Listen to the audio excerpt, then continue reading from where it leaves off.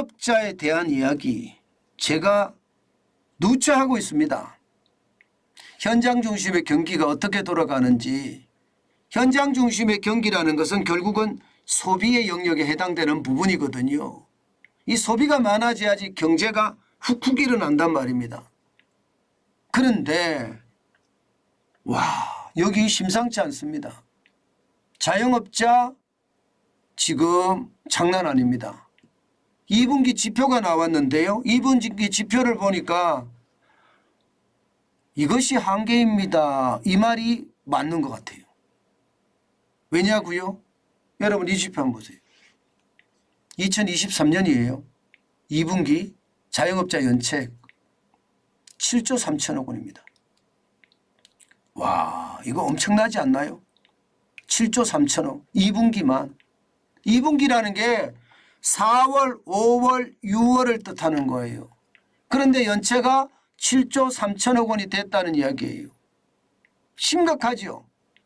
더 심각한 것은 여러분 추세선을 보면 우리가 섬뜩하게 느낄 수 있습니다. 어떻게 느낄 수 있느냐? 추세선 한번 보세요. 이것을 보면요. 자영업자 이것이 한계다.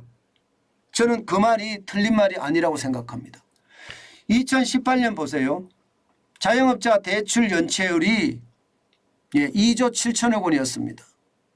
전체 액수의 0.67%가 연체율이에요. 이게 말입니다. 일반적으로 말입니다.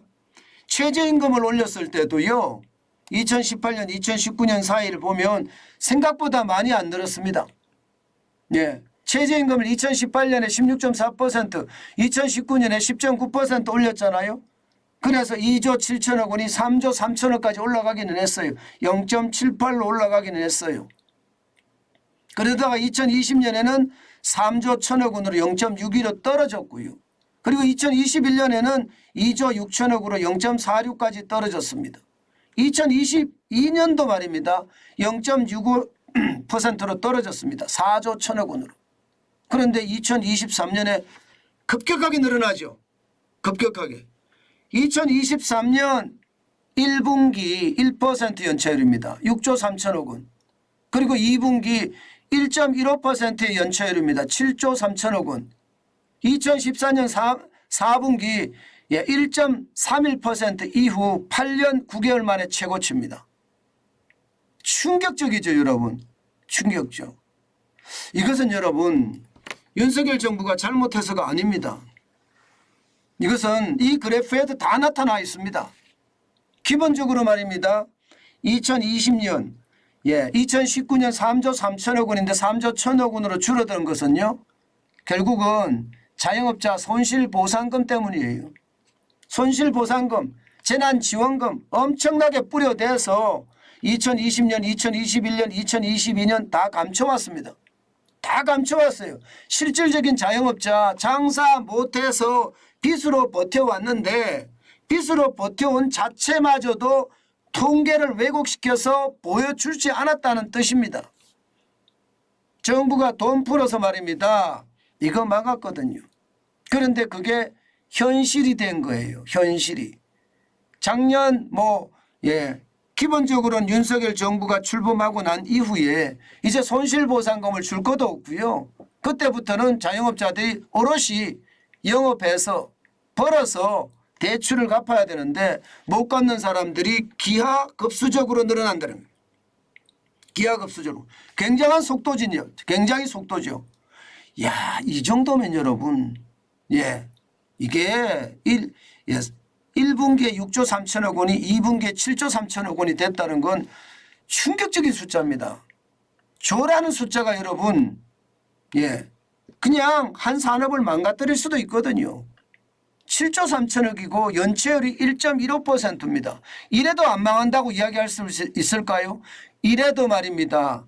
제가 일촉즉발이라고 썼는 게 잘못 쓴 건가요? 아닙니다. 그 정도로 말입니다.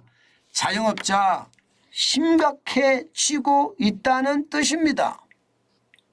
게다가 자영업자 대출 계속 늘어납니다. 계속.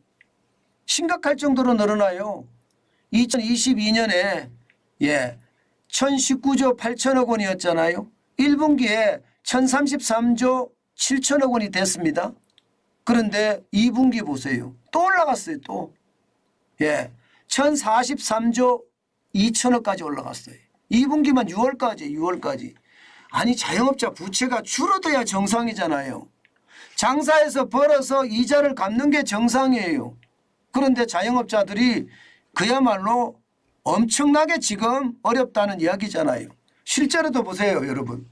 전년 대비 자영업자 부채 증가율 보세요. 세상에 이런 것은 또 어디에도 없을 겁니다. 또 어디에도. 2016년 13.7% 늘어났습니다. 전년 대비해서. 2017년 14.7%, 2018년 13.7%, 2019년에 9.7%로 약간 떨어지는가 싶더니요. 2020년에는 17.3%예요. 엄청나게 늘어났어요. 2022년에도 13.1% 늘어나죠. 작년에도 말입니다. 12.2%가 늘어나고 있어요. 올해 들어와서 좀 덜 늘어나긴 하지만 이게 또 나중에 합쳐지면 또 얼마나 늘어날지도 모르는 거고요. 기존에 말입니다. 자영업자 부채들이 계속 늘어왔기 때문에 금액이 좀 적게 늘어났다고 여러분 이게 다가 아닙니다. 비중의 문제도 있잖아요. 900억일 때 비중과 1000억일 때 비중은 다르거든요. 쌓인 부채가 많기 때문에 지금 자영업자 부채는 매 분기 계속 늘어난다는 뜻이에요. 최악이라는 뜻이에요. 그게 연체가 이렇게 늘어나는 것이 지금 이것이 한계다 이렇게 말하는 핵심적인 이유입니다. 제가 현장 경기를 중심으로 여러분들에게 말씀을 많이 드리는데요. 이것은요. 제가 지금까지 본 지표 중에서요. 가장 최악의 지표라고 저는 보여요. 1.15라는 게 최악의 지표 아닐까요? 언제 망해도 저는 망하는 시간이 그렇게 오래 걸리지 않는다고 생각합니다. 1.15%니까 자영업자 부채가 1043조 2천억 원이니까 아이고 큰일 났죠. 아마 여러분들도 이걸 보면 큰일 났다고 생각이 들 거예요. 더 큰 문제가 있습니다. 여러분. 여기서 끝나지 않습니다. 더 큰 문제가 뭔지 아세요? 다중채무자 부채 말입니다. 2022년 2분기 2023년 2분기 보면 56.7이에요. 지난 1분기에 56.6%였거든요. 이 말이 무슨 말이냐. 자영업자 10명 중에 말입니다. 10명 중에 5.66명이 다중채무자 다시 말해서 3곳 이상 금융기관에서 돈을 빌린 사람이라면 2분기에는 5.67명으로 더 늘어났습니다. 5.67명으로. 결국은 자영업이 지금 구조조정 하지만 인위적으로 구조조정이 되고 있다는 뜻인가요? 실제로 구조조정이 되고 있다는 뜻입니다. 게다가 말입니다. 다중채무자도 계속 늘어나요. 안 줄어들어요. 이게 보시면 2018년까지만 하더라도 101만 8천 명이었거든요. 그런데 2022년에 173만 명이에요. 그리고 2023년에 안 줄어듭니다. 177만 8천이고요. 2분기는 177만 5천에서 8천으로 또 늘었습니다. 결국은 안 늘어난다는 이야기잖아요. 그럼 자영업자들은 지금 장사가 안 된다는 뜻이에요. 자영업자가 장사가 잘 되면 여러분도 알다시피 빚부터 먼저 갚습니다. 한국 사람들의 심리가 빚부터 먼저 갚는 게 일반적인 심리거든요. 지금 그렇지 못하다는 이야기입니다. 그만큼 말입니다. 지금 자영업자들은 굉장히 어렵다는 이야기고요. 특히 다중채무자들의 1인당 부채가 4억 2천만 원, 4억 2천만 원. 4억 2천만 원의 부채를 다중채무자들이 버텨낼 수 있을까요?